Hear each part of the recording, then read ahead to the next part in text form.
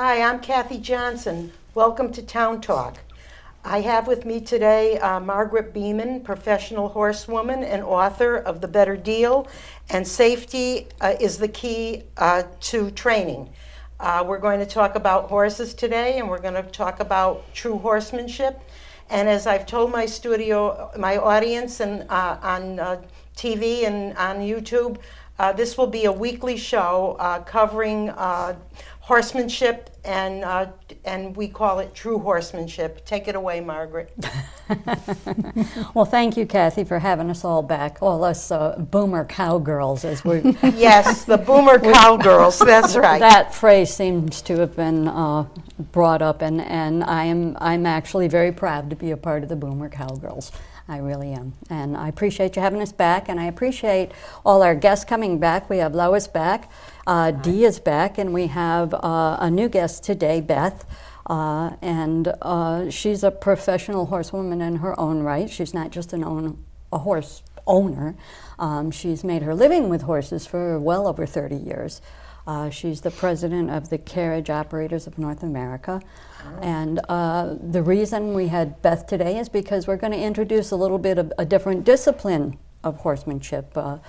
That horsemanship is used on driving. It's not just riding a horse, you can drive a horse too. And some people said, well, can you do something about driving? And so we incorporate that into horsemanship as well as riding. So that's what we're going to do. If we can put our outline up, what we're going to talk about today are the actual facts about the horse. And if you look, if they can put the outline up on the screen, you'll see underneath, you have your three headings that we've talked about, the past three shows, the 4 basic characteristics. If we can keep that up on the screen while I'm talking for a little bit here so I can show people where I want them to focus.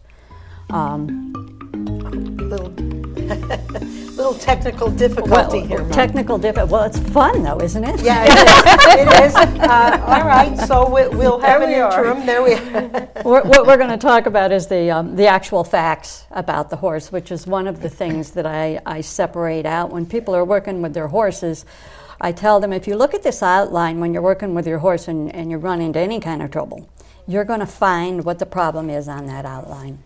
So we're not going to talk about all the facts, we're just going to talk about some of them. And the first and foremost, the horse can only think of one thing at a time. And a lot of people are told that when they're first introduced to horses. A lot of people know all of these facts, but they don't practice them. Sometimes we have to remind them, so that the actual facts on the bottom of the screen. And they're facts because they're based on the horse as a species, his culture, and his language. It's not because somebody trained a horse and this is how everything happened. These are actual facts about the horse. Another thing is that a horse has a natural fear of confinement and a natural fear of falling. And we have to take that into consideration when we start putting ropes on them or attaching them to vehicles. They have a fear of that confinement, so we have to earn their trust. There's certain things that we do that relaxes a horse, that makes him more willing to work with us and have us tie him to carriages and things like that. The information a horse processes on the right, he doesn't process on the left. And this is one that people bring horses to me for work, and they're having problems with them, and because they're handled on the left more than they're handled on the right, you would think they would have less problems on the left. But if they've gotten into a misunderstanding over things, actually the problems can be worse on the left than on the right. So I encourage people to balance their workout with their horse. If you're going to do this from the left, do it on the right once in a while. You know, with the gear that we use, putting your saddles on or your harness, you want to work on the left, you want to work on the right, mounting on the left, mounting on the right. All of the circle work that we do and the yielding exercises are on both sides. Then your horse is very balanced and he's used to having you around both those sides. So that's another fact about the horse. The placement of the horse's eyes on his head is different than it is for people. So we have to take that into consideration when we're working around them. And in most cases, the horse's senses are sharper than the humans. So we learn to pay attention to the horse. We learn to watch and use our skill of observation to sense. Like Kathy said, his head come up and his ears went forward. So that indicates something. And if we pay attention to that, we can take a situation that might turn into something frightening and just say hello and check in with the horse, and nothing happens because he's back with you following your lead. And when a horse doesn't understand something, or he smells or senses danger, he can't figure anything out, one thing that people have to understand about the horse, and this is a big one, he has to move his feet. He can't help it. He can't help but move. He's a prey animal. He's wired that way. Mm-hmm. If he's not sure things are going to be safe, he's going to have to move to get out of the way. And you can't stop that. People say, would bring horses to me. My horse spooks at this. My horse spooks at that. He's no more. I can't ride him anymore. I'm afraid of him. Every time he sees something, he spooks. And I say, okay, well, what do you do when he spooks? And of course, they will grab the mouth or try to hang on or hold tighter, and that's confinement. And a horse has a fear of that. So it's like throwing gasoline on a fire when those things happen. So you have to understand that you're not going to, and you can't make your horse stand still. You can't do that. You can truss him up like a turkey, and if he's not sure of something, he's going to move. And we can't change that. But there are ways that we can get the horse to look to us in a frightening situation that are much safer, and that's what I teach people.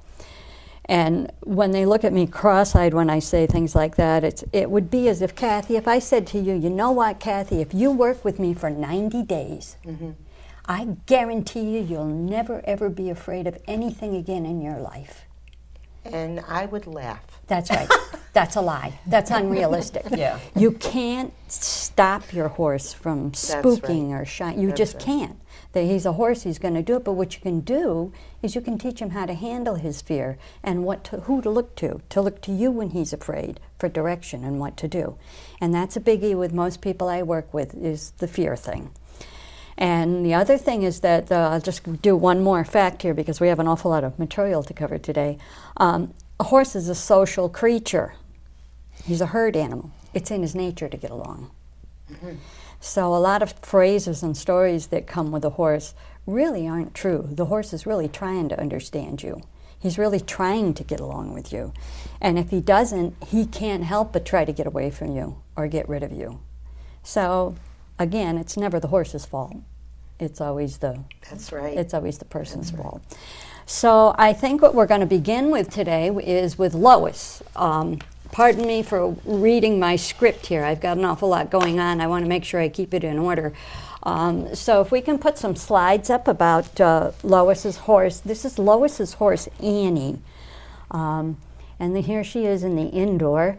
Annie first came, she was traditionally trained. She knew nothing of horsemanship, and she really didn't want to be around that first day you brought her there. No. She was looking at this and looking at that. She didn't want to look at Lois. And she was having kind of a tough time coming around. The other thing that Annie never learned was personal space. Whenever you try to ask her to go someplace, she'd just put her head up a little bit and say, excuse me, what do you want? And she had no trouble walking over top of you or running out of the stall and knocking into you because she was never taught to respect a person's personal space. So when she first came, she couldn't focus. And here I am saying, excuse me, but when I say I need you to step away, you need to step away. And this is her first learning experience with this. And this is in a ring with other horses, one of the first workshops she came to. Then we went to Lois doing some circle work on her. And she's a little bit better. And on the last shot, you'll see where you'll see the difference. See how she's soft to Lois. And this is what we're looking for. We're looking for respect through understanding. I understand why I belong in your herd. I'll follow your lead willingly. And that's Lois, if you want to add to how long that took and what you had to do to get there. When I bought Anna, she was, I guess, 4 or 5 years old. She'd never really been ridden. You could put a saddle on her, but she hadn't been ridden. But the key thing is that she was locked in a stall for 22 hours a day. And when she would be taken out, she would inevitably knock over whoever was trying to take her out, or drag them if you didn't let go.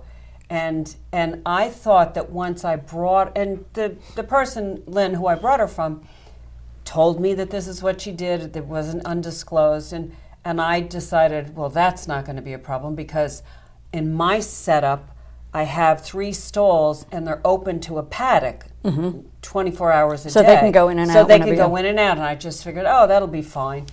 She'll just get over this confinement thing because she'll be able to go outside. Not so. She continued to knock over all of us, like boom, to the ground. And I realized there had to be some other way that we had to deal with it. And what I did is I started working with her constantly on the parts of the circle, on the basic backing up and skills. And after years, literally, and I had almost given up on her because I thought she was an old horse like us, and she wasn't going to learn any new tricks.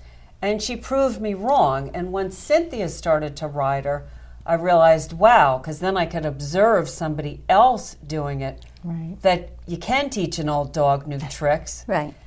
And the benefit is that she's healthier, she's happier, she comes running to us rather when we call to go out, whether it's me or Cynthia. She comes charging up to us, and she wants to go out. Yeah. And when we take her to Weathersfield, which is a big park in New York, about 15 minutes from her house, she used to constantly charge off and get to the grass on the other side. And she doesn't do that. You can tie her up to the trailer, you can take her out, she's fine. She was always fine under saddle. But the getting knocked over, which really gets old very quickly. On the ground. Just like boom. Yeah. And it happened at your place once too, when we were in the middle of a workshop. She knocked me over so fast, I didn't even know I was on my way down. It was boom. And it was basically all happened because she was never given the education. She was a traditionally trained horse. Yep. And it was leg, leg, leg, feet, feet, feet. And I didn't know anything about riding to the feet. I didn't understand any. And most of the herd times rules. in a situation like that, what happens is you go on the ground is then comes the chain over the nose, right? Which helps. It keeps a horse back off you, but it doesn't teach the horse anything. And that's why learning the 5 parts of the circle and learning about the horse, all the stuff that we've got listed on the outline, that's why it's important, because that gives your horse an education and teaches your horse manners. And through teaching your horse social skills with human beings, they sort it out in the herd themselves. And all we do is we take that culture and we take that language and we apply it to the horse, so that Annie has a clue, because Lois got a clue that she was in the left front quarter. She wasn't in, and then a clue when she went from the left front quarter, changing eyes to the right front quarter. Just developing that awareness around your horse makes a very big difference. And like Lois said, it took a long time because Lois was learning horsemanship and Annie was learning. Part of it's because I kept looking at the symptoms rather than the problem. Right. Right. And you can't understand the problem if you don't understand the very nature and the horse facts. Right. No. So that's your first step of horsemanship, is just accepting that the horses are the way that they are, rather than making it up as to what you think they should be. Would I be wrong in saying this, because I'm the novice here today, I'll tell my audience, I'm the newbie. You're still a boomer cowgirl. I'm a boomer cowgirl, but I'm in kindergarten right now. So wouldn't it be said for our audience to know that doing these maneuvers, like the parts of the circle and all that, is establishing you as the herd leader? Yes. Because that horse was obviously the herd leader, and you were part of the herd. And this is what I'd like our audience to know, who's this is new to, is all these things establish you as the person, Right. as the herd leader. Then the Yes. horse respects you and knows his or her boundaries. Right. Otherwise, you get Yes. trampled. Was that correct, Margaret? That's correct. And when Annie was unsure, when she brought her to the ring, she was in a ring with a bunch of strange horses. She was out of her norm. And she was asking Lois, she was asking questions, but she wasn't asking them respectfully. And I didn't know how to even answer her. That's right. So that's therein, like you say, learning the 5 parts of the circle, the facts, the herd rules, the characteristics, and practicing those 4 basic skills is what the key is to becoming safe with your horse, having your horse look to you. So you can go into new situations, and I'm sure Beth can attest to this. After a while, you've been in so many different locations with your horses. It's like the norm, and they just sort of, here we are, just like people who compete or they're campaigning their horse. They're used to getting on the trail or off the trail. They're going in a different barn, walking down a different street. But there's always that time when something new happens, and it can be a smell. It can be a sound, it can be a sight, it can be anything. It can be Beth having a bad day and realizing that that's passing on to the horse. So that there it is on the actual facts. That's the meat and potatoes of things. And so I want to get on to our guest. Well, actually, what I want to do is get on to the driving as a discipline. If we can show the slides of driving. These are just a series of slides they're going to run through of the different ways you can drive. This is long lining. So when you first start a horse driving to train him, or you can take a riding horse and long line it, you can do it for fun. There's competitions long lining. There's, your horses can do your piaffe and levad and everything in the long lines. There's so much you can do. So, and here's, even the kids can enjoy it. This is my daughter, Shanna, with a new pony that we got, and she was a little uncertain about him. So we decided to have her long line him first, and it just put everything together for her, and she went on to ride him. His name's Cracker Jack. But you see, this is something even children can do with their ponies. Then there's dead dragging. This is me with a pony I had in training. I was clearing my lower pasture. And I didn't have a tractor, so There you are. we put the horse to work. 1 horsepower. And this little pony went on to pull a cart in a parade. And here's a pair of ponies dead dragging. You can't really see it that well, but we're dragging in firewood for the winter. So you can do this single, and you can do it double in a team if you're working, a pair if you're competing. That's another thing you can do. This is a shot of a horse in what they call a travois. You might be familiar with, like you see the Indians with their travois. But this introduces the horse to the confinement of the shabs in a safe situation. This is a safe way of doing it. Rather than to put him right on the cart, you put him in a travois and get him used to it. Here's the pony that was skidding logs with my dad driving her in that wagon. We wound up taking her into the Memorial Day parade and filled the wagon up with brownies, and she was absolutely fine. She was a wonderful little pony. But you see, you can do all kinds of things with horses like that. And it's not just for people who have their own little horse in their backyard. It's also for people. This horsemanship is applied to top-level international competition and the backyard horse owner.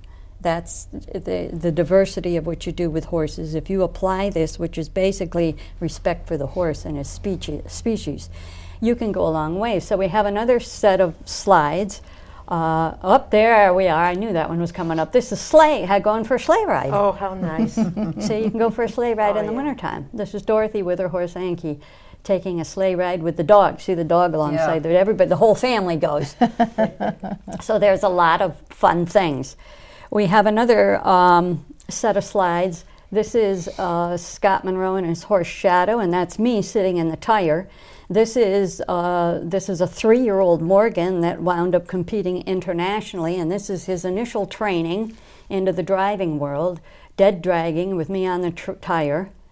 And at 3, these are the things that we started teaching him as he began his career as an international competitor in singles combined driving.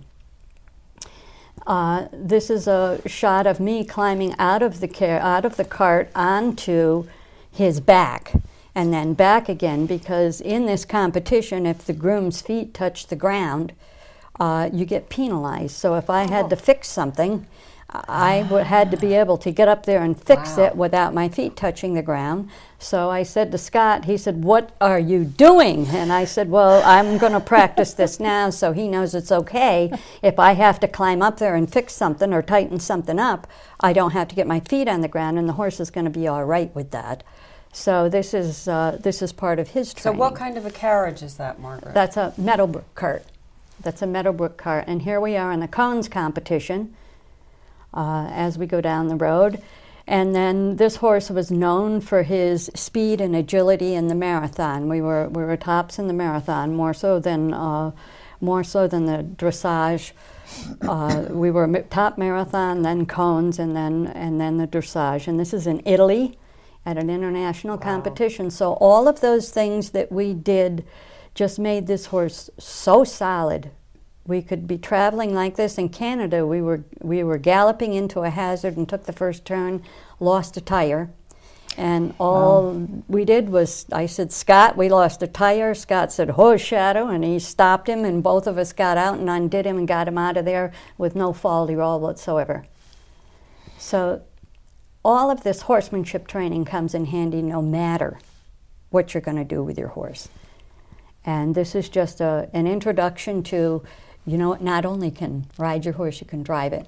I do have another book that's training for safety just for drivers who want to start their horses and learn some of the things that they can do to get the horse used to that.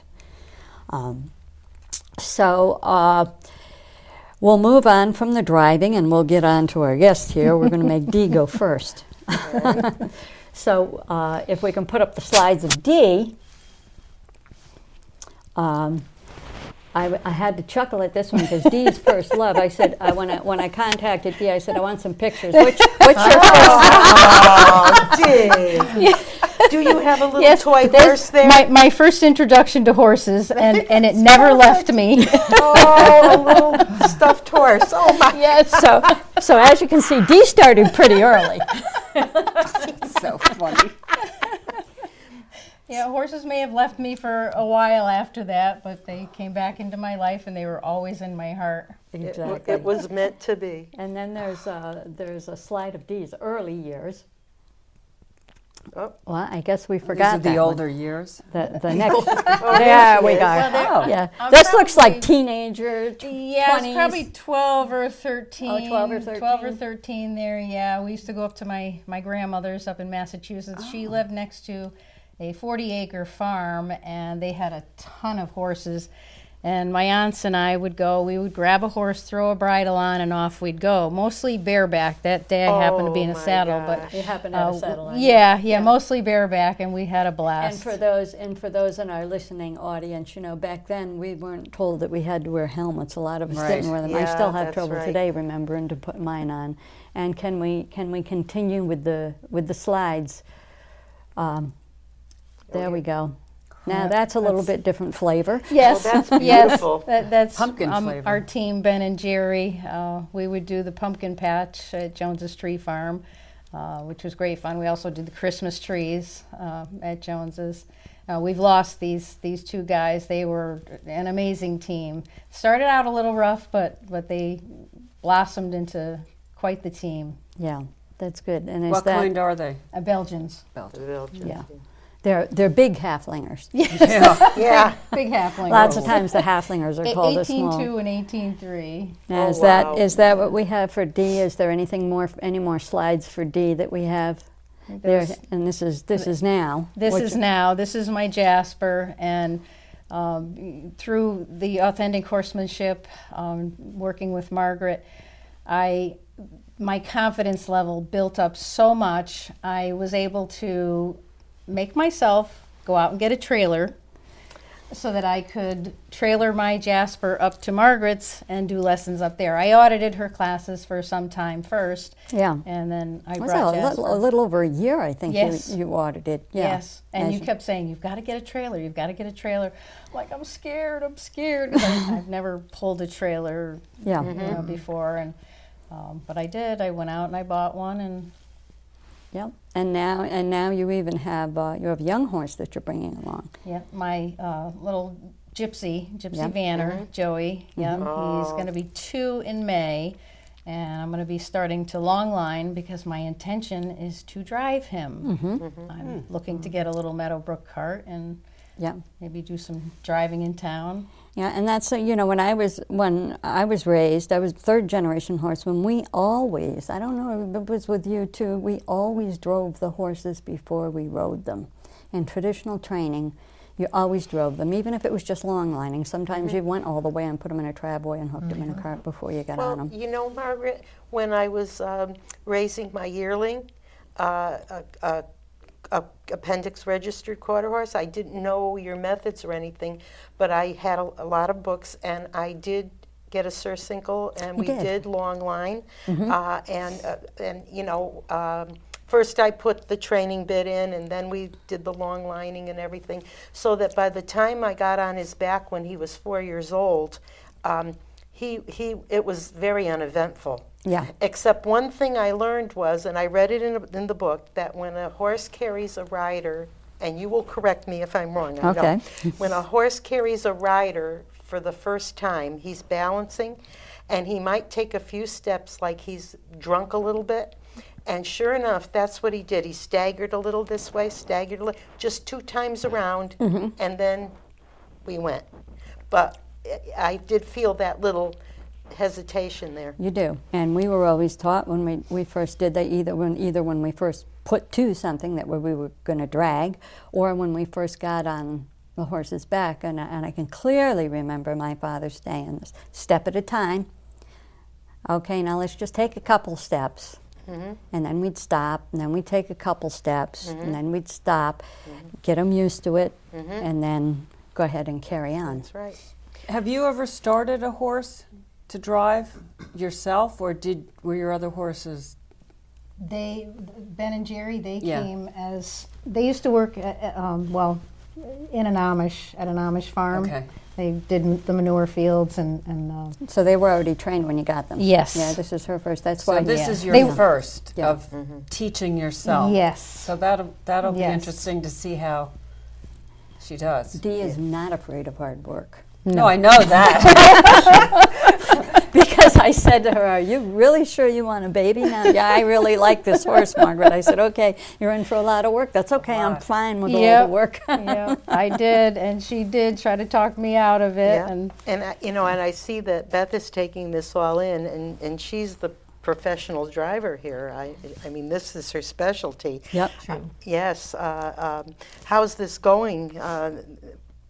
This is how you've done things, correct? Driving. Oh, Driving, yes, yeah. I started driving when I was just a little girl. My cousin had a Shetland pony that she received for Christmas and came trotting up the driveway, long driveway, with her dad in this little pony cart with this gorgeous little Shetland pony. And that was it. I was smitten from that moment Oh, on. you and were driving- Love at first sight. Yeah, driving was my thing for sure. Yeah. Well, that's So this is a good time to put up. We Okay. can start with Beth's pictures. There we go. Oh, This here's is Beth. Beth's first team, first Yeah, pair. it was the first pair. I've had a lot of driving horses up to this point, and now I'm in my, early 30s, and had to have a pair. And for some unknown reason to me, I decided to go buy a very high energy, middle-aged pair of Welsh Arab cross mares that had been. The worst part was they'd been out in the Midwest as pulling ponies. Oh, Which means that they're the type that they go out at the fairgrounds and they hitch to the weight and then they just charge. Yeah. And so they were a challenge for sure. Yeah. So does that mean they're supposed to go as fast as Yeah, they can? well, they Yeah. do that to break the suction of the weight that they're pulling. They back them up and hook them, and then they want the horses to really to lunge and it and breaks I the see. suction of the weight on the Yeah. stone boat. which is totally adverse to everything we would Right. want in pleasure driving or certainly in commercial driving. So Well, it was, also in horsemanship. and in Yeah, horsemanship. Yeah, Which yeah. life. Because horses should be able to work together, come into draft, is what you call when they come up into the harness and the breastplates, and then squat down on their hocks and lift and pull. It doesn't have to be a bang. It can be gradual. But it's a competition. So when we get into competitions, lots of times we get horses doing things a lot bigger and faster than what they normally would do. Right. Now they did Okay, come so- around. They did. And what's this photo? Now this is just recent. This was actually taken this year in June of this 2019, I should say, last year. And this is in Saratoga Springs, the Flag Day Parade. What's interesting to me about this picture is that the horse that you see there is a horse that's in his mid-20s. His name is Joe. He's a Percheron. And he has worked all of his life in a pair, or a team, as we call it with draft horses. And he really emotionally needed a teammate because he was not comfortable going out alone. Now he's, as I said, an aged horse, and his teammate is now, a dead and buried horse on our property. We loved her dearly, but she had to go. And he had to do this parade by himself, and I was quite nervous about that. But he took right to it. He knew that this was his job, and he was so excited to be out again in the working world. And he trusted you. And he trusted me that this was okay, that my husband is walking. You can see my husband's legs on the left side. Yeah. Oh, And so my husband Steve is there just for moral support, and we like to have a sidewalker in any parade situation anyway.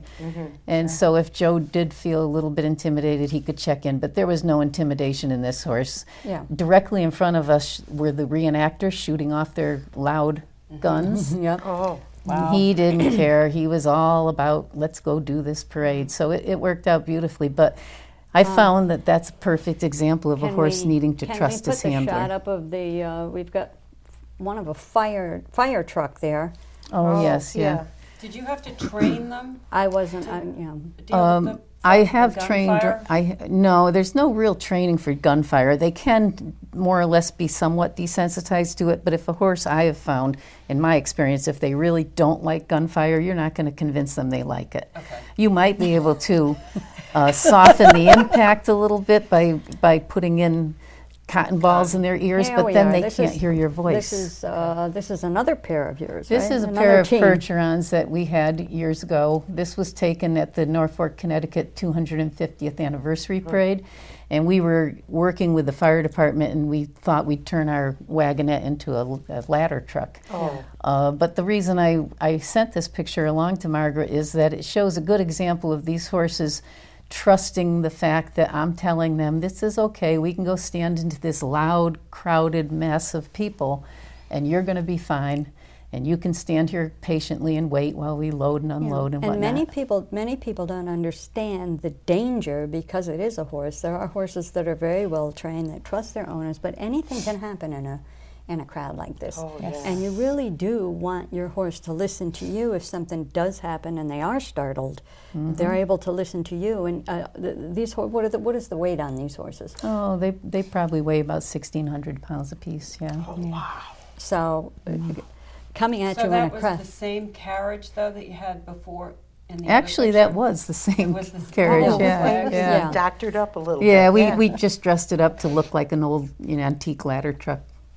Yeah. Nice. And not just, and here's Beth in this is at your first workshop with me. Right. We'd had a couple Yes, lessons. and this is with Sarah, Yep. one of our Percheron mares. That, in fact, Sarah was Joe's teammate. Was yes. Joe's teammate. Yeah, but she was probably 30 when she passed away. Yeah. And this is one of the workshops that Beth came to, and here she is out with her herd, sitting on one of them. That was Jessie. Yeah, we've had a lot of wonderful draft horses. Yeah, Yeah, the drafts are wonderful horses. yeah, they're nice to be along. But you can see, you can get along in your herd. Now this is an interesting story. Oh, yeah. This is interesting. Yeah, this is an Indian barat. This is a procession of an Indian gentleman, a groom, going to the ceremony to be married. And many of them like to do the old country tradition of the barat, which originally was the groom historically going with his army to the bride. But today it's the groom in a procession with his family and friends going to the bride and her family and friends. They like to use a white mare, and this is Sarah, who was a white mare. And what's interesting to me is that Sarah was not a really good candidate for this type of work because she worried about being in crowds. Yeah. So I had to do a lot of groundwork with her to gain her trust that she could depend on me to tell her that this is going to work, it's going to be okay, I'll keep you safe. And if you can put up the video clip, you'll see why. So this is just the beginning of the rock before it gets real loud. And it gets loud and it gets crowded, and she's questioning me. She's like, really, Mom? Do you really?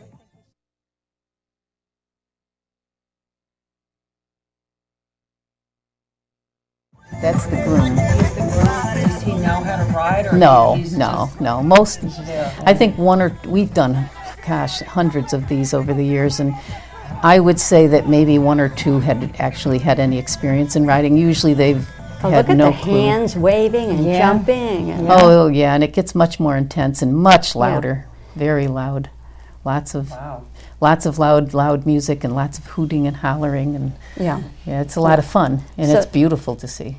And that's why it's important, in the situation that Beth, as a professional horsewoman, is dealing with the public and crowds and Oh, traffic yeah. and cars and kids on bicycles. And, And poppers and firecrackers and yeah. fireworks. to try to make your living doing stuff like Mm-hmm. that, just think of what she has to deal with. And that's one of the things that brought you to Yes. learning about the authentic horsemanship was yes, the exactly. safety.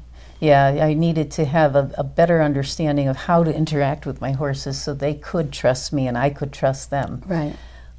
Because I felt there were holes. Was there a point when you realized that you tried to control them and couldn't, and realized it wasn't about being able to hold them still? Yeah.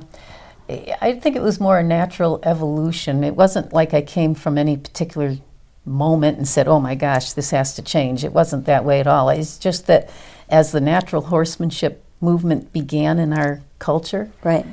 I just felt like, wait, I'm behind the 8 ball. I need to catch Yeah. up. And, Yeah. I knew that the years of my teenage years, when it was all about putting that chain over the nose and teaching them, and that it wasn't me, and I didn't want to introduce that kind of thing in my Right. horse's life. I wanted my horses not to fear me. I wanted them to I wanted to be able to communicate with them better. Right. So it was just it just evolved. It was so critical for my business. Right. It was a matter of human and horse safety. Yeah. Margaret, can you take a second, because I think you're one of the first series of workshops that you ever did is we had the mailbox and all these different, I don't know, obstacles or whatever they were, but that sounds a lot like how we all started to get used to developing that trust that Beth was talking about. Right. And that's when people come to me, sadly, it's usually because something has already happened. Yes. Cynthia, I think, is one of the very the few. exception. Yes. that she She's came exceptional. she came to me to learn from the get-go. But most people, your experiences with your horses and things that happen, you get a feeling, and it's not really that fun anymore. You still want to do it, but then you have to. Well, I wonder if he's going to do this. I wonder if they're going to get scared. I wonder if. And what I try to tell people and teach people is you can, in a kind manner, which is what has drawn everybody to the authentic horsemanship, in a kind manner, you can have your horse look to you for direction. But you just have to be realistic about the amount of time it takes to learn how to do that. They're not a human. They can't multitask. They can't associate. There are facts about a horse that are so different from human beings. And we try to train them to do things. And I grew up with traditional training methods, and it was training by rote. And I still say today, you got to do that about 800 times, and then your horse will get it, but not drilling. There's a big difference between drilling and educating. when you practice the authentic horsemanship, you're including the horse in his lesson. You're giving him the opportunity to share his opinion and to speak with you about how he feels about the situation. And then the biggest difference between the authentic horsemanship and traditional training that I found, because I started with traditional training, there's a big difference between, in traditional training, you correct the horse when he's wrong. Correct him. Correct him. Don't let him do that. Correct him. Where in authentic horsemanship, you direct him. Yes. And that's where the kindness comes in. And you answer his question. Right. You repeat that all the time. Is Yeah. Answer the question And rather it's than... and it's the same Correct. answer every time. It's the same answer every time, which is not drilling, because the questions when you answer questions from a horse, you answer them based on those 4 herd rules. Correct. Because you're answering your horse's question because your horse has a question from his perspective, not yours. So you're teaching us how to direct our horses Right, instead of correct. instead of correct. If you correct, he's already done something wrong. It's too late. It's too late and your Yeah. timing is off. Timing's everything. Right, and the timing, if it doesn't make, I tell people, the very basics, biting and kicking. You have, if a horse is going to bite, you have from the time the horse thinks about biting you until his mouth makes contact with you to do something about it. After that, it's too late. The horse doesn't look at it as a direction. He doesn't look at it as the herd leader helping him understand what to do. He looks at it as like, oh, yeah, with my buddy, I can play with it. Yeah. That's the way the horse thinks. Right. It's not the way we think. I mean, if a human bit you, 15 minutes later you could get up in their face and make sense out of it. That's Right. because the human being can reason. The horse can't. He And you would associates. know he was coming because you'd be watching his feet. Yeah. Yeah. Exactly. See, I'm learning something. I'm in kindergarten, but I'm going to be graduating soon to first grade. But taking a dog analogy, if you leave your dog alone and he pees and poops on the floor at 9 a.m., if you come back at 6 o'clock at night and shove his face in it, it's really not going to... He doesn't know what you're doing Yeah. or why you're doing This it. woman So it went has to be... right, she's crazy. Yeah. You know, that reminds me, let me look at my notes here because we did get some questions. We did. We Oh, did. Okay. And that reminds me what you just said. Let me see on my notes if I can find it. Okay, here's a question from just Anne. What are the similarities and differences between training a horse versus training a dog? Oh, Good question. Prey and predator. Yeah, prey and predator Yes. is exactly it. Oh, explain that. Yeah. Prey and predator, the prey animal, the dog's going to eat him. Oh. Type of thing. And the pack, you do have to, you dominate or become the pack leader when you're training dogs. You become the herd leader when you're training the horse. But the difference is the dogs aren't going to look at life the way a horse looks at life because they're the predator. The horse is the prey animal. So that brings us to the questions. If we want to go through what people have sent in. This is something that we've talked about, and it was one of the most interesting questions. And I can tell by the way the question is phrased that this is a first-year student. She's just beginning to study horsemanship, has been involved with horses and driven and ridden, but to study horsemanship, this is her first year. And if I can read the writing here, how can I best improve my use of timing when cueing a horse while driving? Please expand on the skills I can use. I know I need to use observation, question mark, of the horse, position, question mark, of the horse, mindfulness, etc., question mark.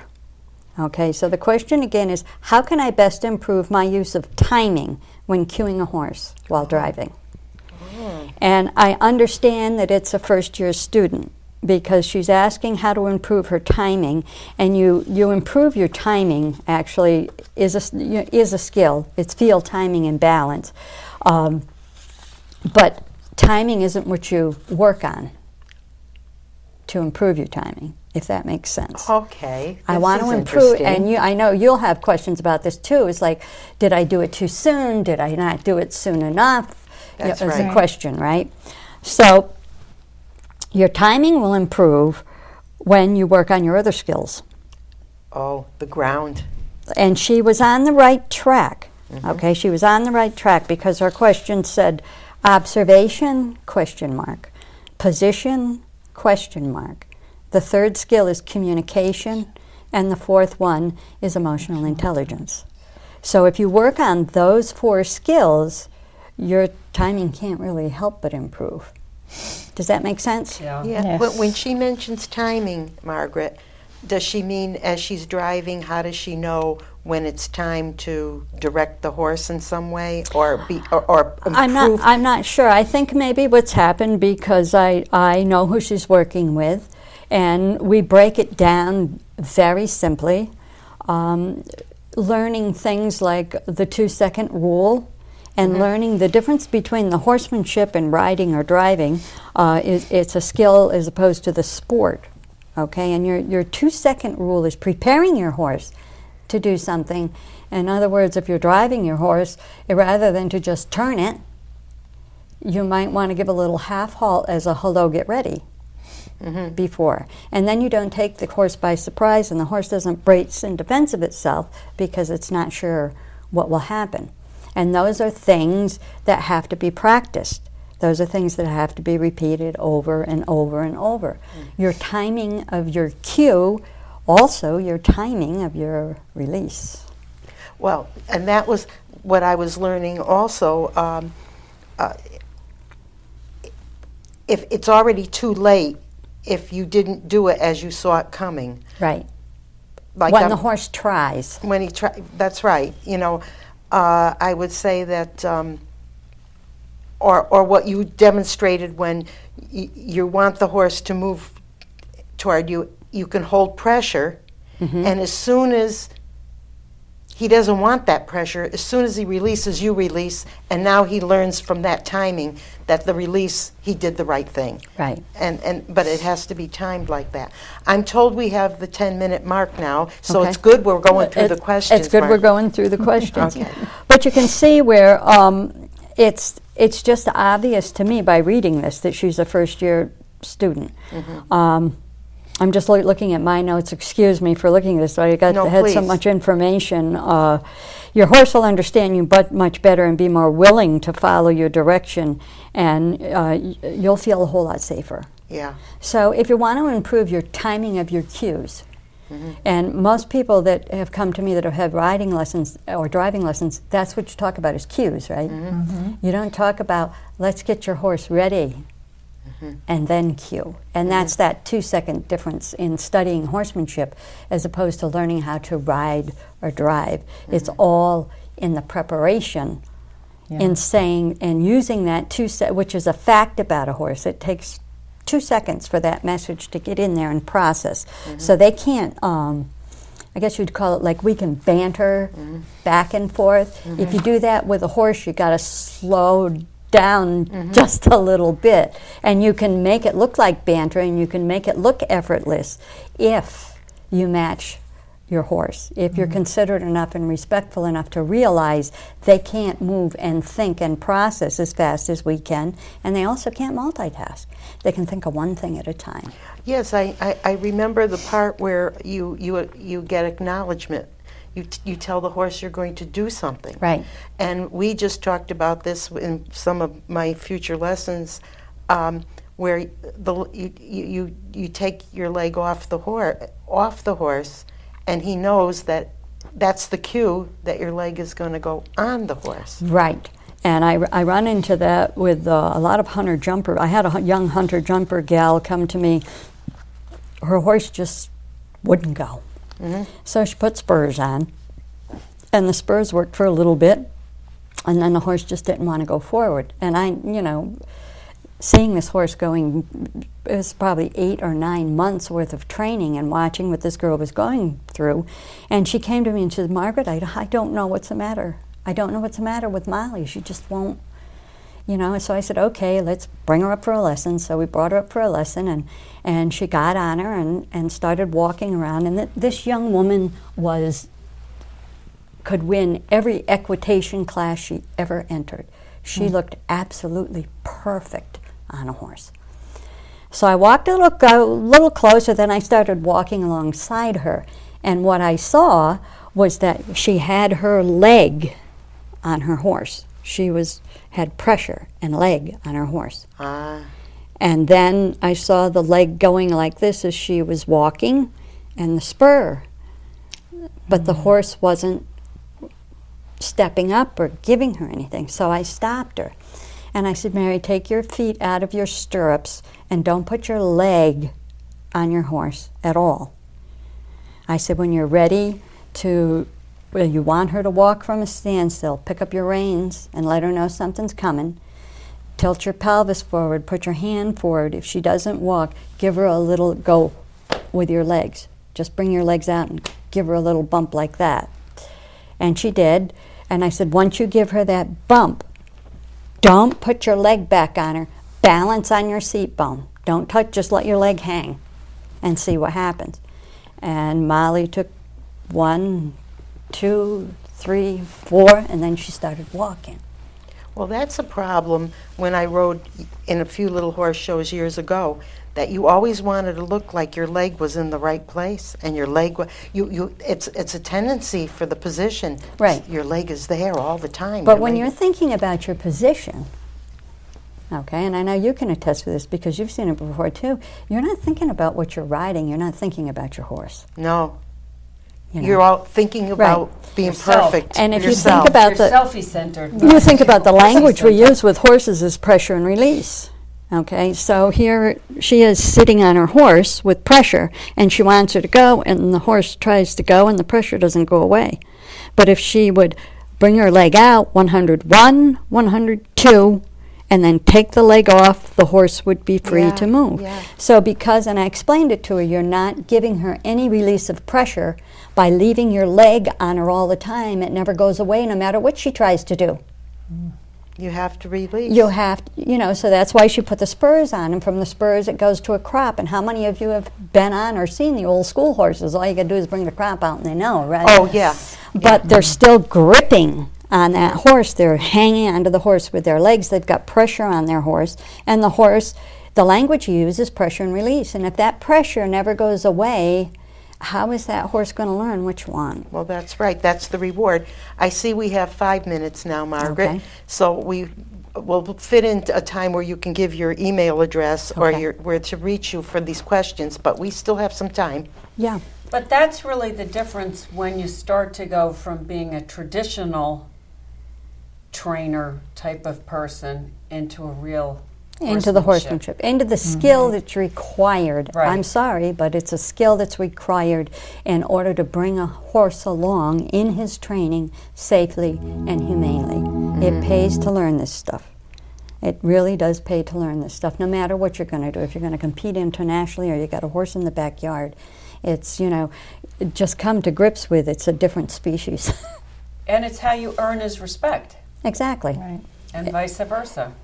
And it would be, you would want to be treated the same way in the same Right. situation, which I was always taught, turn it around and look at it from the horse's perspective. What does the horse think about this? Now, Margaret, I just want to take 1 minute for me to tell my audience Okay. that this show is going to be on every Monday at 7:30. This is going to be a weekly show on Comcast in the Valley area, and you'll also be able to see it on YouTube. So if you want to tune in every week to watch the show, we're going to have questions and we're going to have these kind of discussions, and I think they're very important for any person who loves their horse, wants to be on a horse safely. Right.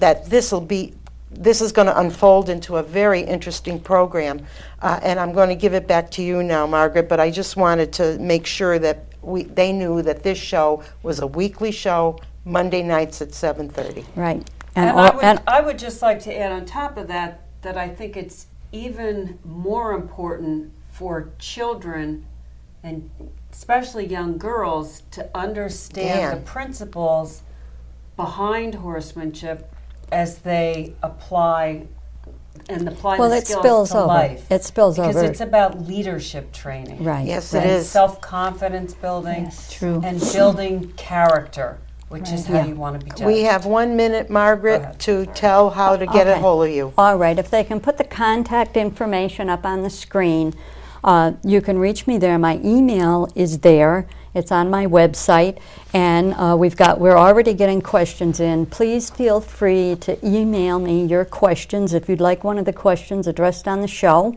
My email is up here now, and we will bring them out according to how much time we have left or what the topic is. The topic on our next show is going to be about the 5 parts of the circle. And so if you have any questions about that or any questions about what you've already heard, and there's the outline if you have any questions about what goes Yeah. along there. As you can see, our last thing that we're going to cover with this outline is the 5 parts of the circle. So that's great. I think it's going along very well, and I really appreciate the fact that all of the people that I've worked with are willing to come on and share what they've learned and pass it along to everybody else. Well, we're happy to have you here, Margaret, to share your knowledge and your life experience of this new way of approaching a horse. I hope my audience stays with us, because as we go along, it'll become clearer and clearer. This is Kathy Johnson, and I just want to say to the audience to have a good evening and a better tomorrow, and happy trails on your horse. Take care.